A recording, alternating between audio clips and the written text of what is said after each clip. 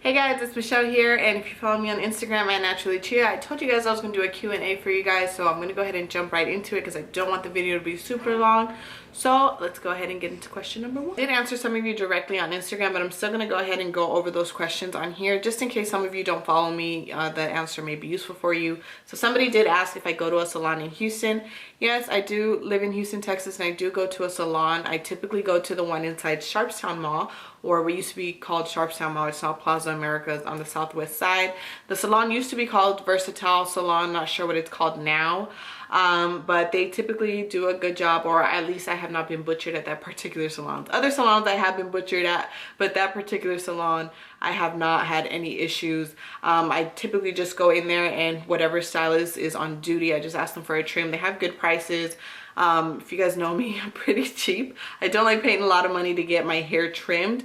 $20–$25 tops, but at other salons I've experienced people like to charge you by the length of your hair, which doesn't make any sense to me, because if you're gonna get 2 inches cut, you're still cutting 2 inches off somebody's hair, whether it's waist length, hip length, shoulder length. It's still the same amount of hair. I understand if you're getting it styled or highlighted or whatever the case may be, but just cutting 2 inches or less than 2 inches, yeah, you shouldn't charge by the length. That's just my opinion. But yeah, one salon out here in Houston that I follow them on Instagram. I'm just obsessed with the lady's work. Her name on Instagram is Eclectic Vibes, and I'm just gonna go ahead and link that below so you guys can take a look at it if you are looking for a salon in Houston. Again, personally, I have not gone there. I'm just obsessed with her work from what she posts on Instagram. He wants to know any suggestions on shampoo, conditioner, leave-in conditioner, or good products in general. I got y'all on this one. Hold on. We're talking shampoos. One of my favorites is the Shea Moisture Jamaican Black Castor Oil Apple Cider Vinegar Shampoo. Now this one clarifies your hair very, very well, and if you don't know, apple cider vinegar is very good for your hair. But one of the things I don't like about this one is I'm a little weird, you guys, and if I don't see my hair lathering up, I think it's not getting clean. So you have to use a lot of this in order to get it to lather. So that's one of the cons if you ask me. But again, it works really well. You just need to use a lot of it if you like seeing things lather. But another one that really works very well, this whole line in general, as far as shampoo and conditioners, is the L'Oreal Evercurl line. And the shampoo, you don't need to use a lot to get it to lather. It smells good, it's inexpensive, it really hydrates your hair, and there's usually a coupon for this, so that's why I love it. Another one that I recently fell in love with is the Dark and Lovely All Natural. This is from the Moisture Lock. This one lathers up really good as well, smells good, and it really does clarify your hair. So those are, I'd say, my top 3 shampoos. We're talking strictly conditioners. I'm going to go ahead and say the L'Oreal Evercurl conditioner. Like I said, this particular line just works really well with my hair. It's really moisturizing, it smells great, and it's very inexpensive, and there's always a coupon on top of the on top of it not being expensive. And another one that I really do love is the Diva Curl. This is from the Decadence line. It's their conditioner. Only bad thing about this one, it's a little bit expensive, but I got this one from my Curl Box Natural, and it works really well. It really does. So yeah, these two I would say are my top 2 conditioners. Conditioners, I'm actually out of deep conditioners, so I can't really show you guys, but I'm gonna let you guys know some of my favorites. One of my favorites is the one from the Dark and Lovely, the Lock line. That one's really moisturizing. Another one of my favorites is the one from the Shea Moisture Jamaican Black Castor Oil line. That one works well with my hair as well. Another one that worked great for me was the one from Be Mine Organics. I forgot the name of the deep conditioner, but I will link it down below so you guys can take a look at that one. And another one that worked really well and was really moisturizing, and it's very inexpensive, are these little ORS Shealicious cups, and you kind of just mix some oil with it. It's like a little cocktail that you do. I actually did a tutorial on those I think last year, but those work really well. They're really moisturizing. So yeah, those are my top deep conditioners. Last but not least, leave-in conditioners. Obviously my staple, you guys should already know this if you've been following me, is the Shea Moisture Jamaican Black Castor Oil leave-in conditioner. I always have to have one of these on deck. Another one that I did love, which I ran out of, is the Cream of Nature. I think it's the Miracle 7 or Super 7, something like that, but I'll link it down below so you guys know what I'm talking about. But that one's really, really moisturizing. They've been transitioning for 6 years. Their hair has not really grown. They can't say they figured their hair out. Help. They want to wear it out instead of wearing it in a bun. They just don't know what to do with it. They feel lost. Honestly, you guys, it's really a trial and error. It took me a couple years too to try to figure out my hair, and just practicing with different hairstyles. You may not get it on the first try, but if you keep practicing, then you'll get it eventually. That's why when I do my tutorials, I'd like to be as detailed as possible, and you guys see I do like close-ups and try to do it in simple terms so that you guys can understand it the way I feel I would understand it if I didn't know something and I wanted to learn something. So that's what I have in mind whenever I do my tutorials for you guys. But there's nothing wrong with wearing a bun. Listen, my sister, she doesn't do shit to her hair, and it's down to her butt. She wears it in a bun or a braid all the time. She only styles it when I'm in town or if she comes over. But I wear buns and braids the majority of the time too. If you don't see me posting on Instagram, it's because my hair is in a bun or a braid. I don't style my hair every single day. And there's nothing wrong with that. Every now and then, sure. But again, it's just you practicing and you actually taking the time and having patience to do your hair, that you'll learn what styles work best for your hair, what products work best for your hair. It's just, like I said, trial and error. Somebody wants me to discuss hair shedding overall. So we typically shed around 50 to 100 strands a day. Now, because our hair is curly, it may seem like we shed more because the hair is kind of intertwined around each other, so you end up with this little ball of hair. But obviously, if you do not detangle or brush your hair for a whole week or longer, then it's gonna seem like you're losing a lot of hair, because those days that you did not brush your hair are gonna accumulate. All that shedding is gonna be accumulating. Now, what's not normal is if you sit here and you just kind of run your fingers through your hair, and whenever you do that, then some strands of hair start falling out. You know, you're just shedding constantly throughout the day. That's not normal. Some stuff that may lead to shedding, excessive shedding, could be, you know, stress, a change in diet, obviously pregnancy. If you just had a baby, your hormone, I'm sorry you guys, like, look, my hormones from my baby, luckily I have not been experiencing postpartum hair loss from my baby, but that could be one of the reasons, from pregnancy, like I said, diet, any stress or illness. So those may be some reasons why you have excessive shedding. Now, like I said, if you just had like a protective style that you've had in for 2 or 3 months, and you're detangling for the first time, it may seem like you're losing a lot of hair, like you're going bald. You're gonna feel like you're going bald, but you're not, believe me. Just all those daily hair sheddings, the 50 to 100 strands of hair that you're supposed to be shedding daily, that's just all accumulating into the 2 to 3 month period that you did not comb your hair. And I'm gonna insert a picture right here of what the amount of hair I did end up losing or shedding when I did have my sew-in for 3 months. Somebody wants to know what type of hair do I have. Now, I personally don't get into the whole hair typing system, so I honestly do not know what my hair type is. All I know is that it's curly, it's not straight, it's healthy, and that's all that matters to me. It's not too kinky and it's not too wavy. It's just kind of somewhere in between. So to know how long it took me to transition, so after I had big chopped, when I went to shoulder length, then I want to say I wore a fake ponytail piece for around 1 to 2 years, mainly because I still had damaged ends and because I just wasn't comfortable wearing my hair out. I didn't know how to style it, especially at that length.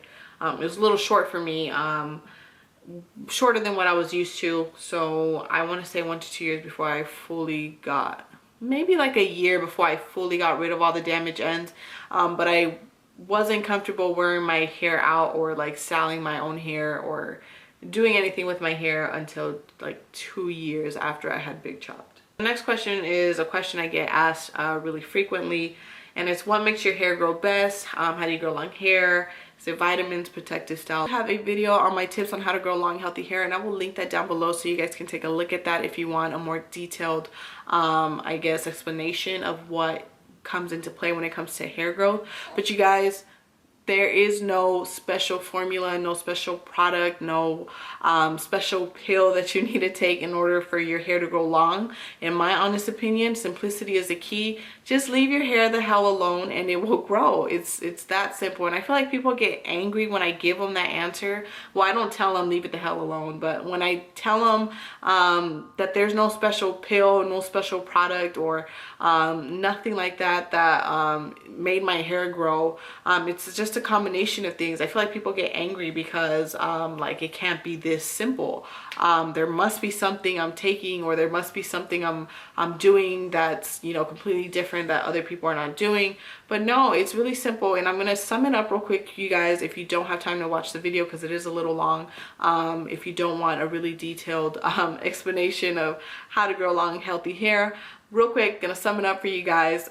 Stay away from heat, low manipulation and protective styles, staying hydrated, drinking plenty of water, moisture. You have to moisturize your hair if you don't want it to break off, and also just having a diet rich in nutrients that aid in hair growth. And again, if you want a detailed I guess explanation of what those nutrients are and the different steps that you can take in order to grow long healthy hair, then make sure you check out the video down below. Someone wants to know if I straighten and trim my hair myself or do I go to a salon. Mentioned earlier, I do go to a salon, and I always straighten my hair prior to going to the salon because again, I don't want to pay for them to straighten my hair. I paid one time for someone to straighten my hair and they didn't even do it right. It was still puffy. So I just save myself the money. I do it myself. But I have not trimmed my hair. I kind of want to get into trimming my hair since I've had a couple of bad occasions, but so far I go to a salon to get it trimmed. All the products you use, what's your top 3? Someone, and also other people wanted to know what my favorite products are, so I'm gonna go ahead and show you guys. So some of my favorite products, my top 3 are gonna be my leave-in conditioner, obviously, because moisture, like I said, is really important when it comes to keeping your hair healthy. So the Shea Moisture Jamaican Black Castor Oil leave-in conditioner, that's gonna be my favorite one. And mousse, my hair loves mousse. I can do roller sets with it, wash and goes. So the Shea Moisture Coconut and Hibiscus Frizz-Free Curl Mousse, I really love this one. It smells great. I also do like the Cream of Nature one. That one works really well. And one that I actually ran out of that I love too for styling is the Curls, the Blueberry Twisted Shell Cream. That one is amazing.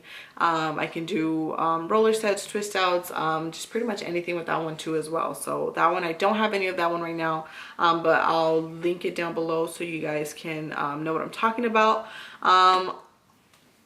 I would say those are my top 3 products. Aww. You guys hear my baby crying. That I do love are Amla Legend. It's the silkening mist. You guys, this literally feels like silk when you rub it against your hands, and it adds so much shine to your hair. So I typically just use this when I'm taking down like roller sets, or I'm separating my hair like a twist out and stuff like that, or if I want to add some extra shine, I spray it on there. But another favorite obviously is the oils that I seal my moisture in, that I typically use like not on a daily basis, but almost on a daily basis, is the Cream of Nature Argan Oil, 100% Argan Oil. I ran out of that one, but that one I really do love, and it smells amazing, you guys. I really recommend that one. Really recommend that one. Coconut oil too. I don't actually seal in moisture with coconut oil. I just use it for like pre-poos or detangling. But yeah, coconut oil is what I love as well. I'm probably mixed. They doubt an average black woman's hair could grow this long. You guys, that is completely false. But 1, yes, I am mixed. I'm Liberian, Mexican, and Chinese. 2, my dad is full Liberian. He had amazing hair. Honestly, if anything, I get it from my dad and not my mom. So it's just a matter of you taking care of your hair, and that's the reason why my hair is long. I know plenty of mixed people whose hair literally does not grow at all, and I know plenty of 100% black people straight from Africa whose hair is just amazingly, just beautifully long. Like, it's ridiculous. So yeah, I want to know what my regimen was when I grew my hair out. Now again, I put that down in the, if you have not seen my hair journey video, it's in the description box below. But I just pretty much grease my hair every day with Dew Grow. I'm not gonna knock Dew Grow, it does work.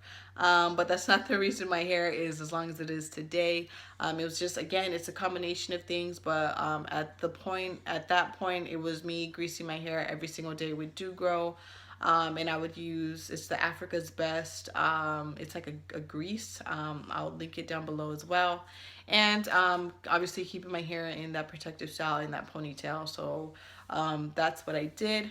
But when I really saw my hair flourish is when I switched to all natural hair products, and obviously not shampooing my hair every day, and not using a sulfate free shampoo, and just keeping my hair moisturized. So my current regimen now is I typically shampoo my hair once a week, I deep condition once a week, and I co-wash in between if I have to. As far as trimming my hair, when I was first transitioning, I would trim every 3 to 4 months, and this is what I like to tell people, because a lot of people, they're afraid of trimming their hair. I know you're trying to grow your hair out, but it's important for you to trim it, especially the damaged ends, for you to get rid of the damaged ends gradually. You don't have to do it at one big time if you don't want a big chop, but you do have to gradually start trimming your ends, especially because you don't want, you know, any damaged ends or split ends to travel up the hair shaft and just damage any new growth you do have. But rule of thumb, your hair on average grows 1/2 inch a month. So obviously just simple mathematics, don't trim off more than what is growing in. So that's just depending on your hair growth. Now that I've reached the length that I want to reach, I typically trim 1 to 2 times a year. But obviously if I trim once a year, then I'm just gonna trim off more. So keeping my hair moisturized, obviously I don't moisturize it every single day. I do it like every other day or every 2 days. Now if it's in a roller set or something like this, a style that I'm trying to preserve and I don't want to mess up, I'll just kind of mist it with water. I'll take some leave-in conditioner and I'll kind of just dab it, and then I'll again dab some oil on the ends.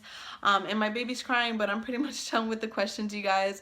I hope you guys learned something new. If you guys have any other questions, then just hit me up on Instagram, leave a comment. I typically respond to everyone on there.